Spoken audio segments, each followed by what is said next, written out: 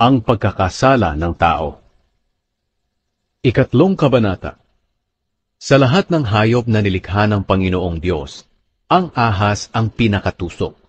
Minsan tinanong ng ahas ang babae, "Totoo bang pinagbabawalan kayo ng Diyos na kumain ng bunga ng alinmang puno sa halamanan?"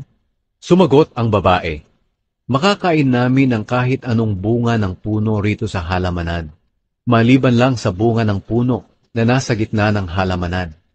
Sapagkat sinabi ng Diyos na hindi kami dapat kumain o humipo man lang ng bunga ng punong iyon. Kapag ginawa namin iyon, mamamatay kami."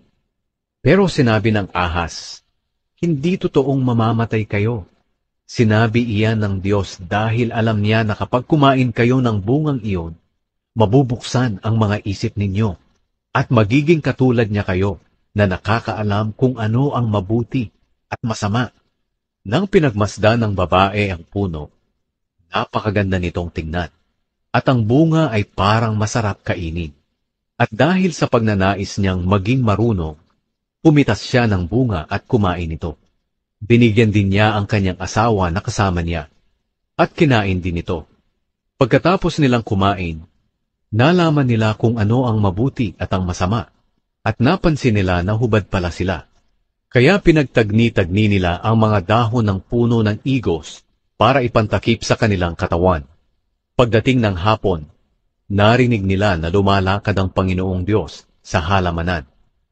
Kaya nagtago sila sa mga puno doon. Pero tinawag ng Panginoong Diyos ang lalaki. "Nasaan ka?"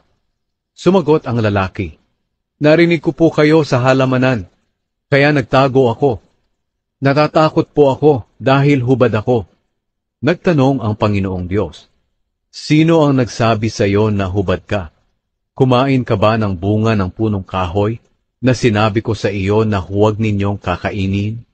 Sumagot ang lalaki, "Ang babae po kasi na ibinigay niyo sa akin ay binigyan ako ng bunga ng punong kahoy na iyon at kinain ko." Tinanong ng Panginoong Diyos ang babae, "Bakit mo ginawa iyon?" Sumagot ang babae, "Nilinlang po kasi ako ng ahas, kaya kumain po ako."